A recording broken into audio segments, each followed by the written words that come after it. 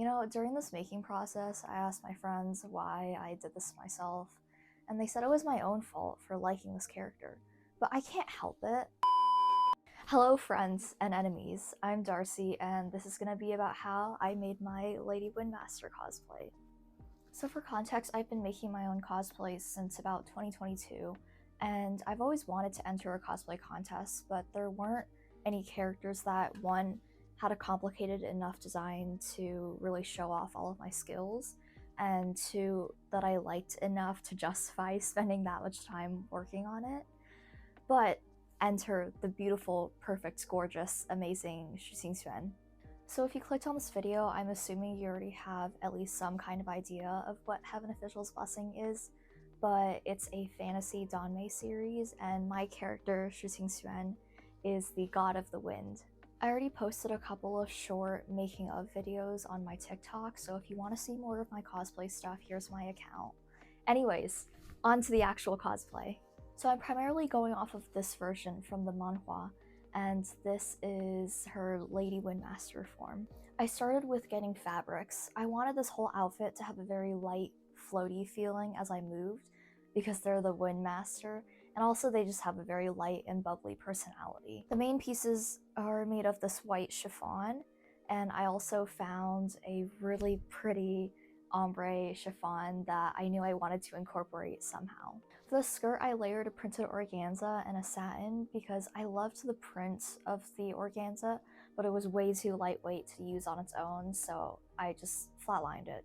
The rest of the fabrics are just thrifted bed sheets and curtains from my stash. Starting with the base layers, the skirt is based off of a traditional mamiantun, or a horse face skirt, which is flat down the middle and has lots of pleating on the sides. The original skirt in the design has pleats going all around in the same direction, but I thought this style would look a bit better since there's another piece of fabric in the front that goes on top of the skirt. It basically functions as a wrap skirt. And for the undershirt, it's a plain white cotton, and I literally just eyeballed the measurements. The collar is a thrifted bed sheet, and I stiffened it with some fusible interfacing. And then this is where my hand embroidery hell started, because I thought it would look nice if I added some details onto the collar. Also, traditional Hanfu has a lot of embroidery, especially on the collar and the sleeves. Anyway, I'm not an expert at embroidery, so please correct me if I got the names wrong, but I used a fan stitch and a little lazy daisy stitch to create a little flower. The fan obviously relates to their spiritual device being a fan, and the flowers were just cute. So then I made the shirt cuffs in the same fabric as the collar and also with the same embroidery pattern. The closure is, I believe they're called frog closures. I made it from a silver rat tail cord and I just sewed it into place. Now for the outer robes. So in the original, there's two layers. There's the inner one with a crisscrossing collar and smaller sleeves, and the outer one with the flower petal-like sleeves. Since I found that pretty ombre chiffon, I decided to add a third layer in between those two. So in summary, we have the crisscross collar, narrow sleeve layer, and the ombre layer, and then the flower petal layer. So beginning with layer number 1, I once again eyeballed all the measurements because I'm impatient, and all of the insides are finished with French seams. The edges are finished with rolled hems, and this isn't super historically accurate, but the skirt portion of it I made with a 1/4 circle skirt for more flair at the hem. I also added some lace to the sleeves for some extra fanciness, and the collar is made out of the same fabrics as the skirt.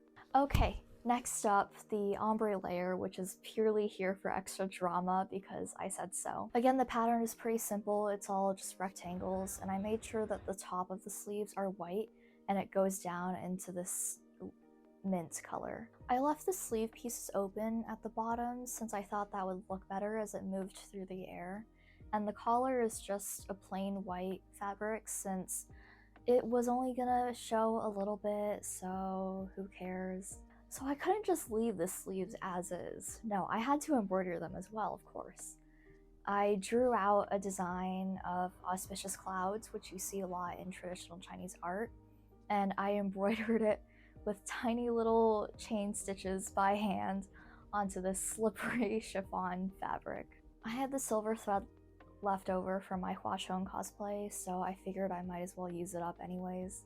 And it looks great, but the silver embroidery is really not going to be seen much at all, so this was a bad idea. For the final layer, this is the fanciest one with the petal-like sleeves and hem. So for this, I actually made a mock-up and a pattern first. For the lines along the edges, I made my own bias tape out of a thrifted curtain for the thicker one, and I just used an invisible ladder stitch on the backside to sew it in place. For the thinner line, I used embroidery floss and a Holbein stitch, I think. It's basically a running stitch, and then you do another running stitch over it to fill in those gaps. This took forever as I had to do it around both the hem and the sleeves.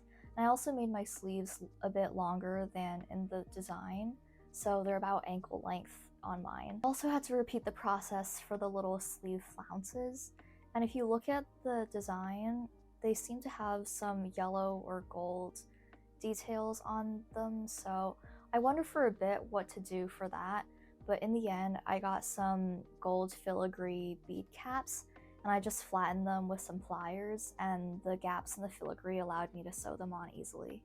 I attached the collar and embroidered it with some swirly vine-like designs, and also little leaves as a nod to the character themselves, since they do get represented by leaves a lot, and the leaf emoji, and also the idea of leaves in the wind.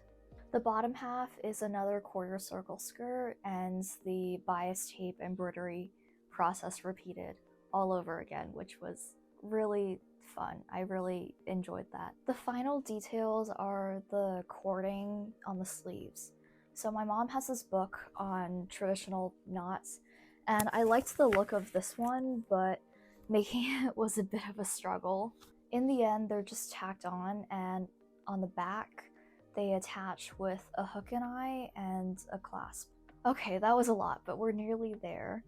There's this front flap thing. I'm not quite sure what it's called, but it shows up in a lot of fantasy media and like historical garments.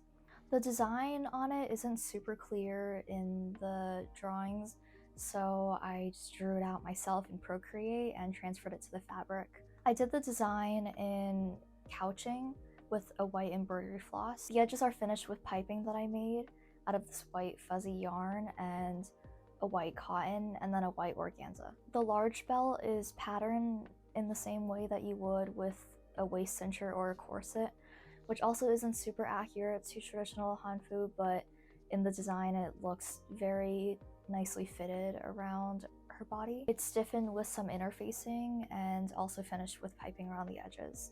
For the smaller belt, it's the same fabrics as the skirt, and I embroidered this chevron pattern onto it, and it also has piping around the edges. There's also a couple of tassels hanging from the belt, so I just made those quickly out of some string. And finally, to attach it together, she has this circular gold pendant thing on the belt, so I just used that to hide a set of hook and eyes and a set of snaps. It's made out of foam and then foam clay for the raised details, and then I just painted it gold. Moving on to the wig, I used my Huachong wig from Doki Doki, and I braided the top sections and put those into a bun before steaming and curling the bottom section. For the hairpins, I made long ribbons out of the ombre chiffon and attached those to the pin. The veil thing is made out of the same white chiffon. It's just attached to the wig with some pins. And finally, for the fan, I got this Windmaster fan online,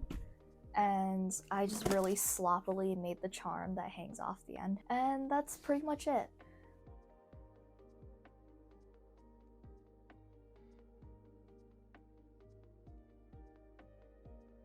So I'm going to be competing in this at Animate Raleigh for my first cosplay competition, and I guess we'll see how that goes. I might film a little bit of that, but we'll see. And also, if you made it this far, thanks. You can hit any of the buttons down below if you want.